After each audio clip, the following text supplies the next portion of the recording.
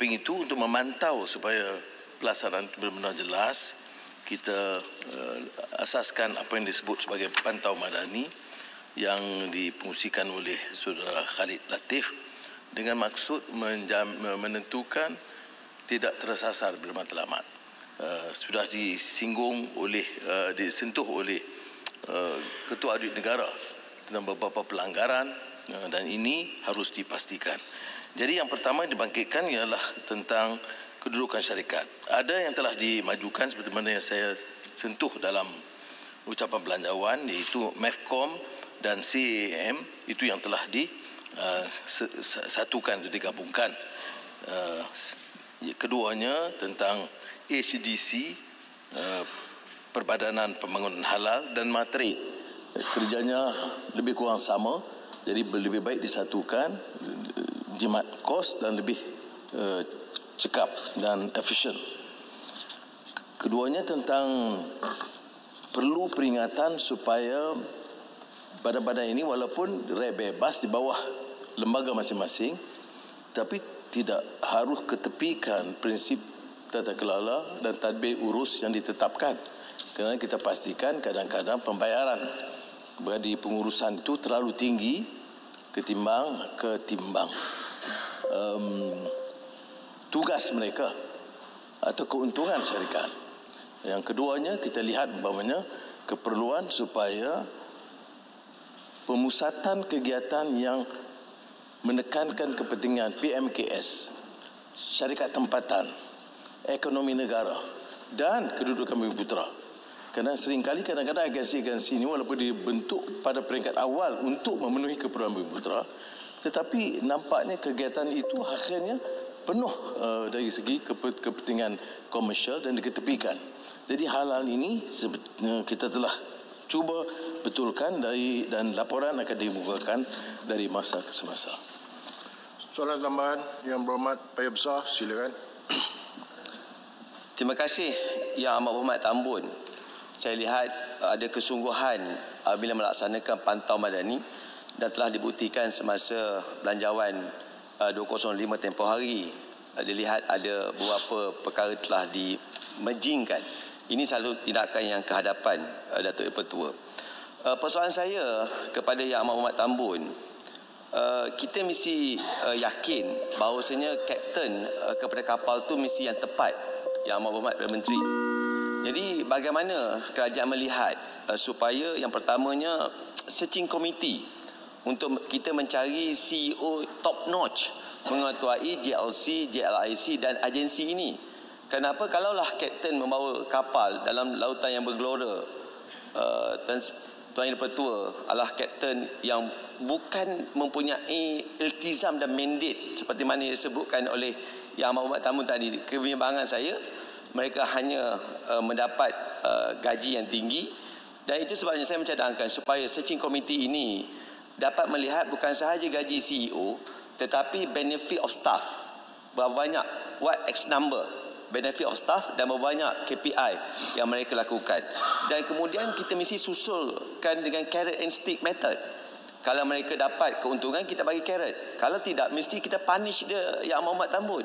Kenapa? Kerana ini mandate yang diberikan rakyat kepada kerajaan untuk melantik syarikat yang milik kerajaan. Yang ketiganya, Tuan Yang-Pertua, prestasi ni. Prestasi JLC, kenapa berbeza dengan prestasi syarikat swasta ataupun syarikat luar negara yang invest dalam Malaysia? Betul, saya faham kita bukanlah tertumpu kepada keuntungan, tetapi mesti juga memberi pulangan dividen kepada kerajaan melalui usaha ekonomi mereka. Yang akhirnya, Tuan Yang-Pertua, saya sokong 150% untuk lembaga audit negara, Jabatan Audit Negara untuk membuat audit kepada 2,000 JLC ini. Sebab apa? World Bank, Tuan Yang-Pertua telah buat kajian dalam satu report yang jelas berkaitan business of state, state-owned enterprise, melibatkan 76,000 syarikat, melibatkan 91 countries atas report The Business of the State World Bank 2023. banyak perkara-perkara yang disebut dalam perkara itu, 5 prinsip asas yang harus kita telusuri. Kenapa? Kerana kita mesti memastikan JLC ini kembali kepada mandat yang sebenar dan dia memberi kesejahteraan ekonomi sosial, ekonomi yang baik kepada negara kita. Terima kasih Tuan Yang Pertua. Yang amat berhormat. Terima kasih Pak Yang Besar.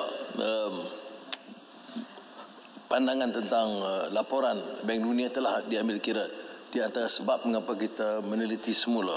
Dan dalam syarat dengan Menteri Besar dan Ketua Menteri, saya juga telah menegaskan perlu Ketua Audit campur kerana kadang-kadang kita tidak dapat pantau sehingga peringkat bawah. Dan kecelaruan banyak juga berlaku di kalangan agensi yang terus catat kerugian tahun demi tahun. Dan oleh itu kita harus bertanggungjawabkan mereka.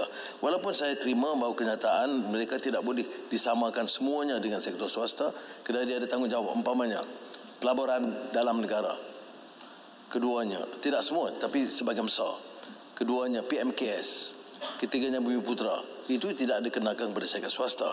Walau bagaimanapun dari segi prestasi harus dinilai, dan syarikat-syarikat tidak mencatat keuntungan atau pengurusan yang lemah tidak harus mengambil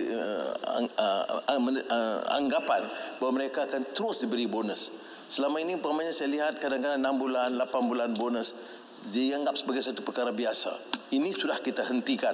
Ya, sejak tahun lalu saya dah hentikan bahawa mereka harus juga ambil kira bahawa mereka dipilih untuk memenuhi satu tanggungjawab. Sebahagian besar mereka menjalankan. Saya tidak boleh nafikan. Ya. Sebab itu umpamanya dalam ucapan Melayu yang saya sebut Ramly Burger, itu dah jadi jaringan yang besar, tapi dari awal telah dibantu oleh BSN. Kemudian Aerodyne yang sekarang kalau ikut Google itu ambil drone dari Aerodyne. Hampir semua keperluan drone oleh Google itu diambil dari syarikat Aerodyne yang berpangkalan di Malaysia. Di Aerodyne juga telah dibantu daripada awal oleh Khazanah dan Kuab.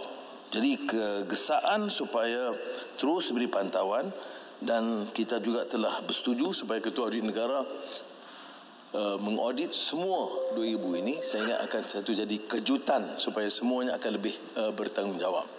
Kerana kadang-kadang pelanggaran itu masih berterusan di beberapa peringkat dan tidak ada jalan lain tetapi untuk kita jalankan audit dan memantau terus. Terima kasih. Silakan Yang Berhormat Kan. Terima kasih Tuan Yang Di-Pertua. Yang Berhormat Kubang Basu. Yang Berhormat Perdana Menteri Tabun. Ini soalan tambahan saya. Pelan Transformasi Ekonomi Bumi Putra 2035, Putra 2035, yang diumumkan dalam Kongres Ekonomi Bumi Putra CEB 24 pada Mac 2024 mensasarkan penguasaan Bumi Putra melalui equity, GLC dan GLIC sebanyak 20% pada 2035. Saya mohon Yang Amat Berhormat Perdana Menteri nyatakan apakah plan khusus kerajaan bagi menjayakan agenda berkenaan. Seterusnya, pada 22 Ogos 2024, kerajaan telah mengumumkan penggabungan 3 bank, iaitu Bank Pembangunan, Exim Bank dan SMB Bank. Soalannya, apakah kajian mengenai implikasinya telah dilaksanakan oleh kerajaan, khususnya dari segi impak atau kesan kepada usahawan PKMS Bumi Putra, kemungkinan ia mampu membantutkan pertumbuhan sektor perusahaan mikro, kecil dan sederhana. Ini kerana ketiga-tiga bank ini berkenaan menyediakan pembiayaan khusus pelbagai kluster kepada pelbagai kluster perniagaan yang berbeza. Dan PKMS memberi sumbangan kepada negara 613 bilion pada 2023 kepada ekonomi negara. Pada 2024, Yang Amat Berhormat Perdana Menteri mengumumkan pembiayaan 1 bilion untuk pelbagai segmen usahawan Bumi Putra melalui BSN, Agrobank dan Tekun Nasional. Berapakah peruntukan yang telah disalurkan setakat ini, dan apakah strategi dan alat tuju kerajaan susulan penjaraan semula 3 agensi bermandat Bumi Putra, yakni Peneraju Agenda Bumi Putra Teraju, Yayasan Peneraju dan Equity Nasional Berhad Ikonas dalam konteks ekosistem keusahawanan Bumi Putra. Terima kasih Tuan Ketua. Terima kasih Yang Amat Perdana Menteri. Yang Amat Berhormat. Terima kasih. Soalan Kubang Basu maknanya dia mengikuti dan faham apa perkembangan. Saya ucap terima kasih. Tentang agenda Bumi Putra, kita teruskan walaupun penekanan itu agak berbeza. Umpamanya kalau dalam strategi bersama dalam pembasmian kemiskinan, peningkatan taraf hidup itu menyeluruh dan tidak dikategorikan sebagai Bumi Putera dan bukan Bumi Putera. Begitu juga tentang mutu pendidikan dan kesihatan. Tapi bila kita cakap secara umum begini, kerana kita biasa dengan racial profiling sebelum ni, maka kadang-kadang timbul gesaan daripada Bumi Putera, daripada India atau masyarakat Cina. Jadi saya nak jelaskan itu pendekatan bila kita tumbuh ekonomi dan pacu dan pinjaman itu menyeluruh kepada semua. Tapi bagi khusus untuk Bumi Putera itu diteruskan kerana ada pertamanya dasar yang jelas termasuk 153, keduanya tentang kesenjangan yang merata.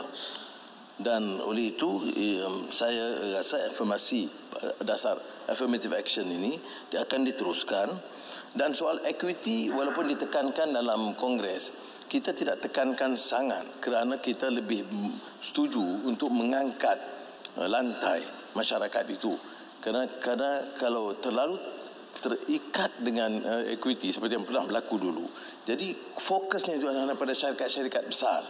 Jadi kita berlaku kesenjangan yang ketara di antara golongan Malkaya Melayu dengan yang merata miskin. Jadi sementara ini boleh diteruskan tetapi bukan menjadi satu pendekatan yang terlalu keras. Umpamanya kalau seperti mana saya telah umumkan Bandar Malaysia yang dulunya diserahkan kepada asing keseluruhannya, sekarang itu diambil balik dan keseluruhannya itu dikendali oleh syarikat kerajaan yang tentunya memberi fokus Bumi Putera, termasuk 50 ekar khusus untuk Bumi Putera. Dan ini seperti mana saya jelaskan belum pernah dilakukan sejak kita merdeka 1957. Itu memberikan gambaran bahawa dasar ini tidak ditinggalkan. Soal penggabungan 3 bank, walaupun masih dalam proses, saya setuju dengan gesaan Yang Berhormat bahawa soal tumpuan kepada PMKS itu tidak akan diketepikan. Ya, di antara syarat-syarat yang ditekankan oleh Bank Negara yang memantau soal penggabungan, walaupun terlalu awal untuk saya berikan komen, tetapi syarat PMKS, syarat pinjaman Bumi Putera itu tetap dijadikan satu ukuran dan dasar daripada penggabungan ini. Soal berapa jumlah dari 1 bilion itu saya minta notis dan saya akan berikan secara bertulis berapa yang telah disalurkan setakat ini. Backbenchers, silakan Yang Berhormat Pasir Gudang. Terima kasih Datuk Speaker.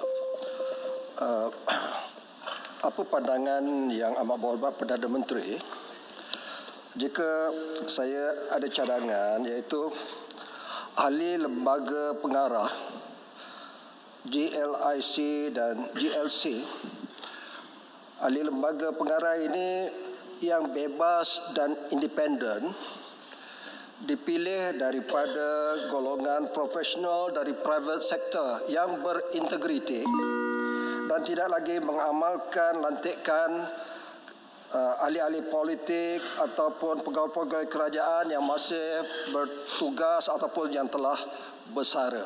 Terima kasih. Silakan Yang Berhormat. Terima kasih Pak Haji Gudang. Pelantikan ini melalui proses termasuk semakan dari LHDN, Bank Negara, SPRM dan Polis Diraja Malaysia. Untuk pastikan rekod mereka itu bersih dan dapat dipertahankan. Keduanya yang dilantik itu profesional. Apakah mereka itu pernah pegang jabatan politik itu bukan soal. Siapa yang layak, kita tidak diskriminate orang politik atau bukan. Tetapi syarat itu dan keutamaan dan sebahagian besarnya adalah golongan profesional. Melainkan beberapa bidang, umpamanya Yang Berhormat institusi keuangan dan beberapa agensi yang terikat dengan keuangan itu tidak diizinkan ahli-ahli politik dalam ahli lembaga. Itu memang tegas dan kita mendukung prinsip ditekankan oleh Bank Negara Malaysia. Jadi apakah mungkin kita pertingkatkan dan perbaiki soal penilaian dan prestasi itu, insya-Allah kita lakukan terus kerana ukurannya sekarang ialah bila ada pemantauan yang keras maka tidak mudah ahli lembaga itu bertindak bertentangan dengan prinsip yang dah tegaskan. Dan mereka tahu bahawa mulai tahun depan, Ketua Audit Negara akan masuk. Dan ini akan memberikan satu peringatan bahawa tidak harus berlaku apa-apa permasalahan yang kecurangan dalam agensi yang berkenaan. Baik, majlis ke soalan yang kedua. Dengan ini saya mempersilakan Datuk Hajah Siti Zailah binti Muhammad Yusof yang berhormat rantau panjang. Terima kasih Yang Di-Pertua. Bismillahirrahmanirrahim. Assalamualaikum warahmatullahi wabarakatuh dan salam sejahtera. Rantau Panjang meminta Yang Amat Berhormat Perdana Menteri menyatakan status terkini usaha kerajaan untuk menoktahkan kemiskinan tegar sebagaimana janji Yang Amat Berhormat Perdana Menteri pada tahun 2023 dan apakah mekanisme yang digunakan bagi menentukan kategori miskin tegar.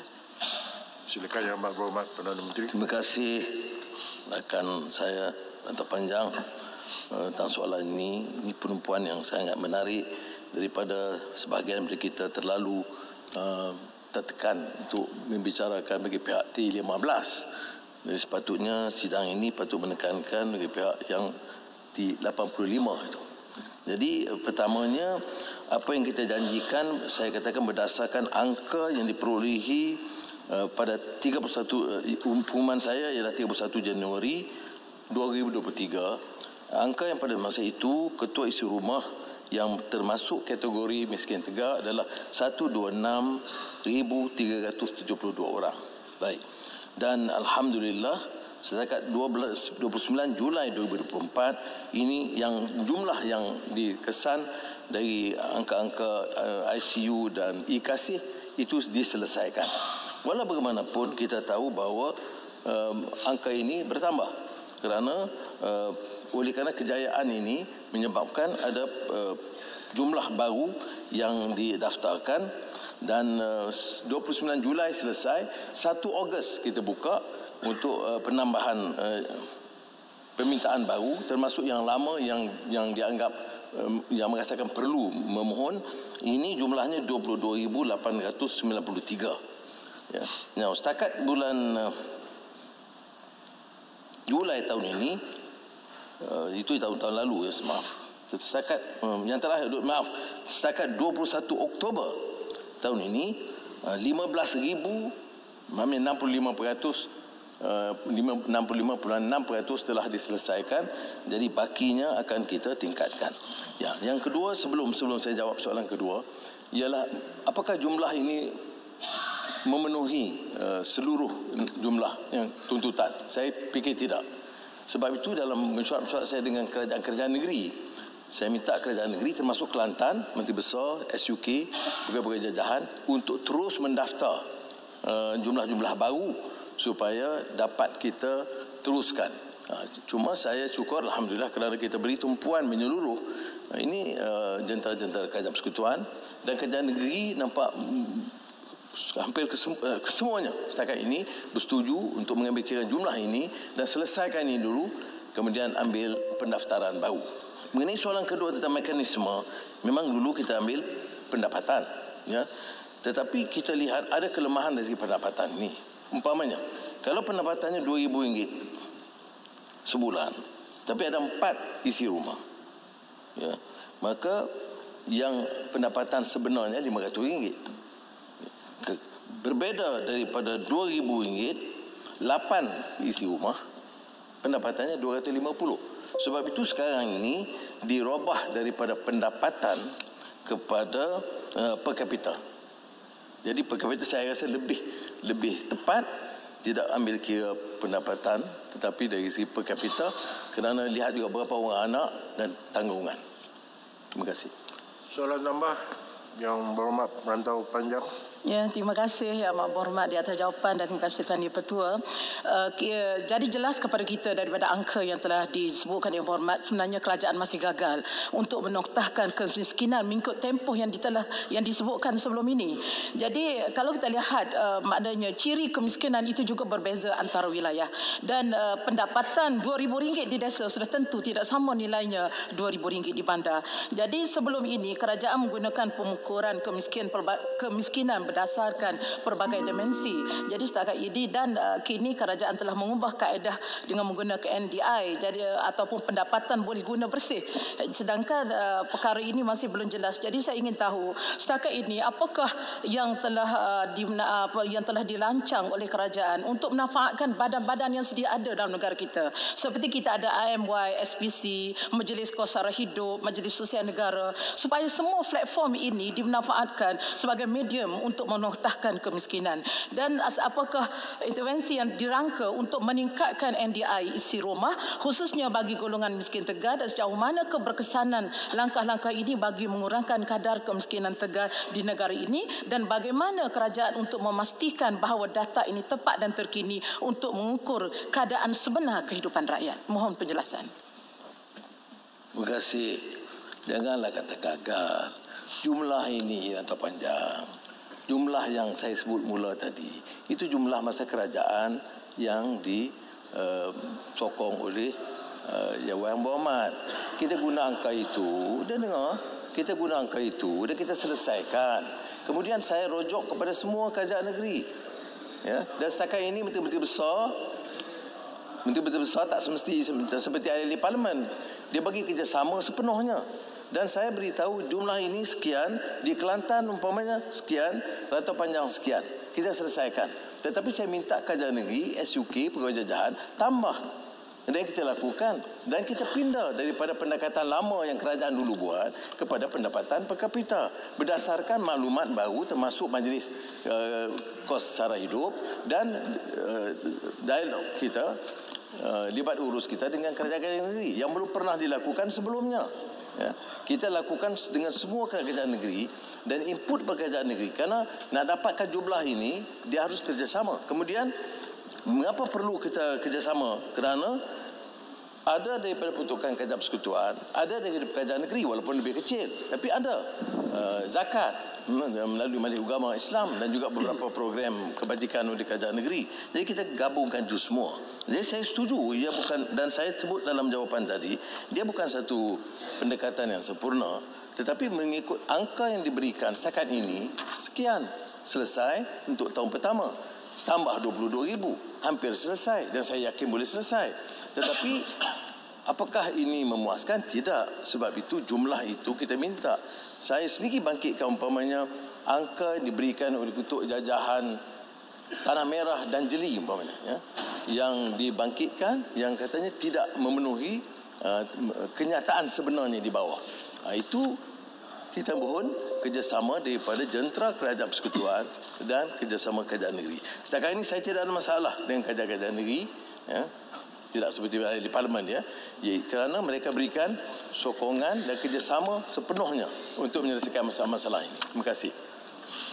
Soalan tambahan backbenchers, tekan Yang Berhormat. Sungai Siput. Terima kasih Tuan Speaker.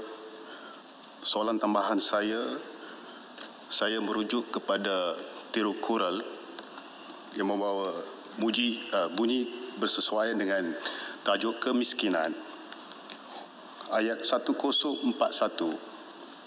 What's more miserable than poverty? If you ask, poverty alone is more miserable than poverty. In mayin inada tiyatenin in mayin inada bermaksud, yang amat berhormat Perdana Menteri, kemiskinan itu bukan keseorangan, ia melibatkan keseluruhan.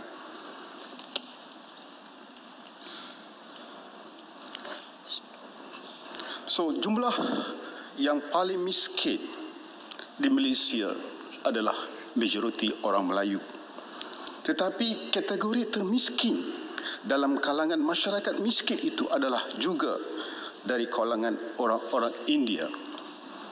Orang-orang India itu warga negara kita dan rakyat kita.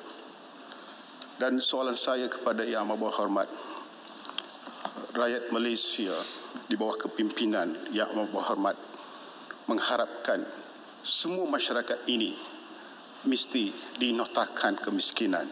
So, Saya mohon penjelasan yang amat berhormat Perdana Menteri. Terima kasih. Romo Landri, Sungai Siput. Pendekatan ini tidak kira kau. Saya jelaskan. Jadi saya minta kawan-kawan terima kenyataan. Memang benar majoriti adalah Melayu Bumi Putera. Tetapi dalam kategori miskin itu ada kadar yang lebih paling miskin itu juga kelompok masyarakat India. Saya beri contoh untuk Kuala Lumpur. Di Kuala Lumpur kalau majoriti Melayu tetapi masyarakat India besar dan ketimbang jumlah penduduk itu tinggi. Tapi bila kita selesaikan kemiskinan tegar di Kuala Lumpur, kita tak ikut kaum. Maknanya semua jumlah masyarakat miskin atau kategori miskin tegar Melayu, satu jumlah kecil di kalangan masyarakat Cina tapi besar di kalangan masyarakat India, itu selesaikan. Jadi saya mohon kawan-kawan, rakan-rakan kita dari masyarakat India, gunakan ini sebagai pendekatan. Tidak benar sama sekali bila kita masyarakat tegar, termasuk di Kelantan. Ada senarai kecil sekali, tak salah saya di Kuala Kerai itu mana, 2-3 keluarga masyarakat India. Itu dimasukkan. Tidak benar kalau dikatakan hanya untuk Melayu. Tapi tentunya jumlah ini besar dan jumlah majoriti kepada masyarakat Melayu. Jadi saya harap dengan penjelasan ini jelas, dan kalau ada kenyataan di sebaliknya, itu boleh maklum kepada saya. Kerana ini bertentangan dengan dasar kita. Siapa saja termasuk golongan miskin tegar, asalkan dia warga negara, dia wajib dibantu tanpa diskriminasi. Terima kasih, Yang Berhormat. Bagi pihak sebelah kiri, saya silakan Yang Berhormat Muar. Terima kasih Amat Berhormat Perdana Menteri. Saya rasa melalui Belanjawan 2025, jelas inisiatif untuk membasmi kemiskinan itu ada, segar dan baik. Jumlah sumbangan tunai yang meningkat 10 bilion ke 13 bilion untuk membasmi kemiskinan, dan juga peningkatan nilai ambang supaya lebih ramai boleh mohon dan dapatkan bantuan. Cuma ada dua persoalan susulan. Pertama sekali, mengikut belanjawan yang sedia ada, Yang Amat Berhormat Perdana Menteri kata bahawa kita boleh jimatkan 8 bilion melalui rasionalisasi subsidi, ada peningkatan cukai jualan, cukai perkhidmatan yang disasarkan kepada kumpulan mahakaya ini. Dan kalau kita lihat daripada belanjawan, kita boleh anggarkan bahawa kerajaan dapat menjimatkan 15 bilion ringgit total penambahan cukai dan juga rasionalisasi subsidi. Saya rasa rakyat ingin tahu, sebab Yang Amat Berhormat Perdana Menteri dengan baiknya telah kata ada peningkatan 10 ke 13 bilion. Itu 3 bilion bagi rakyat yang susah, kita setuju 110%. Tetapi perlu ada pencerahan mana lagi jumlah daripada penjimatan itu akan disalurkan. Itu yang pertama. Yang kedua, jikalau saya boleh cadangkan, sebab saya rasa perkara yang sangat baik dalam belanjawan adalah Yang Amat Berhormat Perdana Menteri bukan setakat tambahkan sumbangan tunai kepada golongan susah, tapi juga naikkan nilai ambang bagi mereka yang boleh mohon. Ini perkara yang sangat baik dan ramai orang memerlukan. Cuma jikalau Yang Amat Berhormat Perdana Menteri boleh masukkan melalui pindaan undang-undang supaya peningkatan itu dapat dibuat secara berkala, secara tetap. Sebagai contohnya, kita ikut kadar inflasi negara secara tahunan atau setiap 3 tahun, supaya kita tidak perlu tunggu untuk pengumuman ini dibuat melalui setiap belanjawan.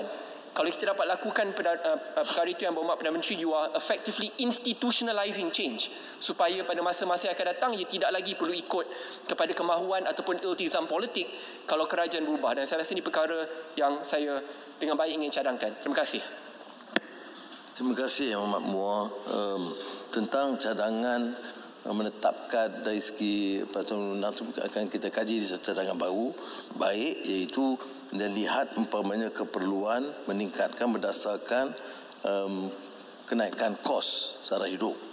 Yang kedua tentang penjimatan, itu unjuran penjimatan mungkin lebih mungkin kurang, tetapi setakat ini kita belum tetapkan, melainkan 3 bilion untuk kelompok miskin melalui STR ataupun kepada rakyat umumnya dengan meningkatkan jumlahnya, dan juga peningkatan untuk pendidikan dan kesihatan yang lebih ketara. Kalau YB Muar lihat umpamanya memang ada peningkatan walaupun masih defisit. Ya, kita masih kurangkan defisit, hutang kita kurangkan, tetapi kita masih ada peningkatan. Peningkatan itu sebenarnya daripada penjimatan dan pendapatan negara, baik hasil dan juga penjimatan dari segi penyasaran subsidi.